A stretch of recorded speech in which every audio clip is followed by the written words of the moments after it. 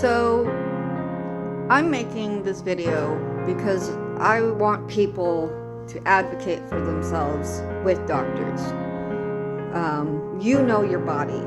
They don't. They just know textbook, experiences and what they encounter on their day-to-day, but that doesn't always make them right. So you need to advocate for yourself, push for whatever you think you need to discover what the problem is, a CAT scan, an MRI, whatever it is.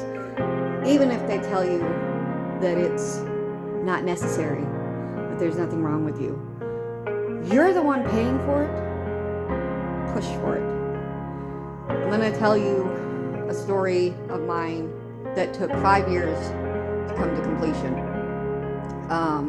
And it's an example that people aren't always textbook, and that doctors need to pay attention to what we're saying.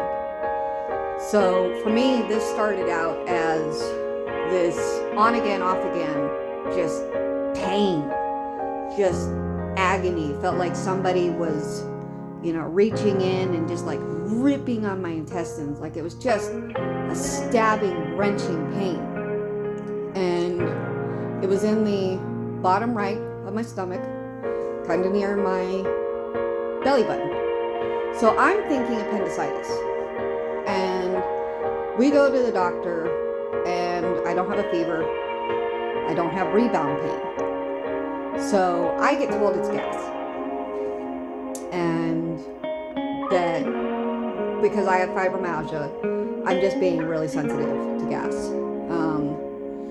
They won't do a CAT scan. They won't do anything. They just send me home, tell me to take fiber, and just kind of get over it, basically. So for another 3 years, we're dealing with this on again, off again pain. And when it hits, it's just like I can't breathe, I can't do anything. It's just straight pain. And there doesn't seem to be anything that really helps the pain, or really I can't figure out what's triggering it. When it attacks, I'm just crippled. And so I changed my diet. I start taking supplements. I'm trying the keto diet. I'm trying all this stuff, and nothing seems to be making it get better. These attacks become more frequent. They become more, worse. They become more painful. And we keep going to the doctor. And I keep being told that it's just gas, that, I'm just being a pansy, basically. And it got to the point where I just gave up going to the doctors. They weren't going to do anything. They weren't going to, help me. And this is where I really should have advocated for myself. But doctors know everything, right? I'm not a doctor. I don't have the years of schooling, so they must know more than me. I must be just being a big baby about gas. And then I thought, okay, well, maybe I have IBS. I'm a poor working American, so I didn't really have the money to go to like a digestive doctor or something and try to figure out what's going on. I'm just Googling my symptoms, and I've already been told it's not appendicitis. Can't be appendicitis. So I start thinking maybe it's IBS. My grandmother has Crohn's. That stuff tends to run in the family. So I start trying to treat it like it's IBS, but it's still not improving. It's still not getting better.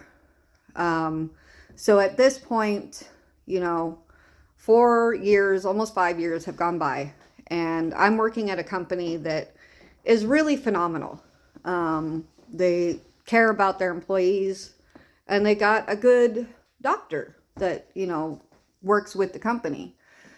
And at this point, I've been with the company for almost a year, and I start getting really sick. They already knew that I was a really hard worker.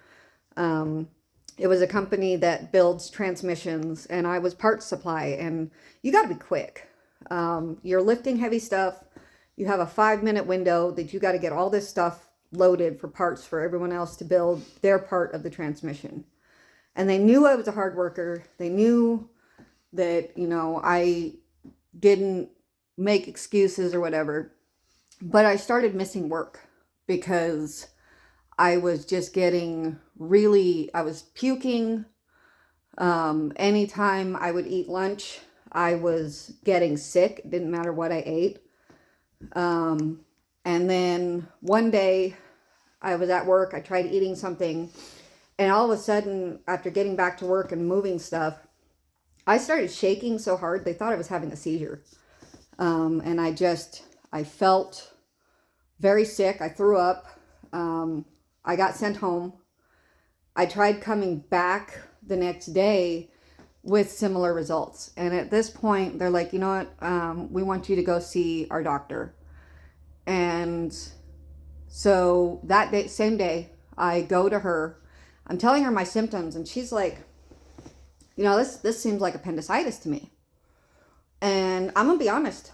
I faked the rebound pain. I still did not have rebound pain. I faked that. And I got an order from her for a CAT scan. And we went to the hospital with this order. And the hospital was once again blowing me off. I didn't have a fever. My blood pressure was a little high for me. But it wasn't anything alarming to them. And they're like, yeah, fine. We'll do this CAT scan, whatever. They do the CAT scan.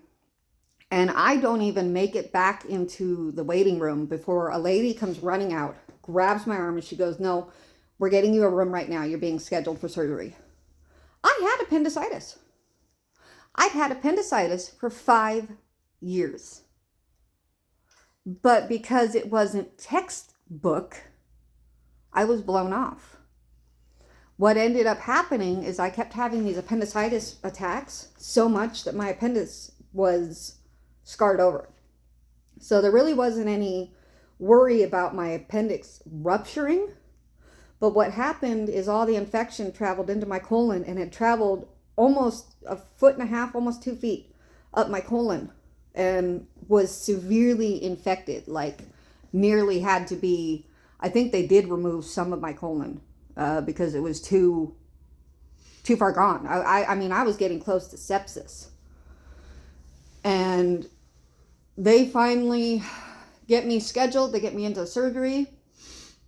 And when I tell you, feeling no pain for the first time in 5 years, you don't realize how much you just push back constant pain. And to finally not have that pain anymore. I mean, I had the surgery. I had that pain, but that pain was nothing. That was manageable. So, we aren't all textbook. Our bodies don't always work the way a textbook says it would. Another example is my mom. She's a diabetic. Now, normally, a textbook says that a diabetic, when under stress, their blood sugars are going to go up. And that's, it fits for a lot of people. Not my mom. When she gets stressed, her blood sugar plummets to lethal levels. I'm talking like 14. But doctors want to argue that no, stress makes it go up. I have to advocate for her and tell them, no, her body is not like that. Her body is not textbook. My body is not textbook. So the whole point of all this, if you feel like something is wrong with your body, ask for the CAT scan. Ask for the MRI. You're the one paying for it, whether physically or financially. They need to listen to you and rule out everything, because they're insisting on sticking to textbook can kill you, has killed others. Advocate for yourself. Don't end up like me, suffering for years because I didn't advocate for myself. Anyways, I hope you have a great day, and I hope you never have to take this advice. But if you do, advocate for yourself.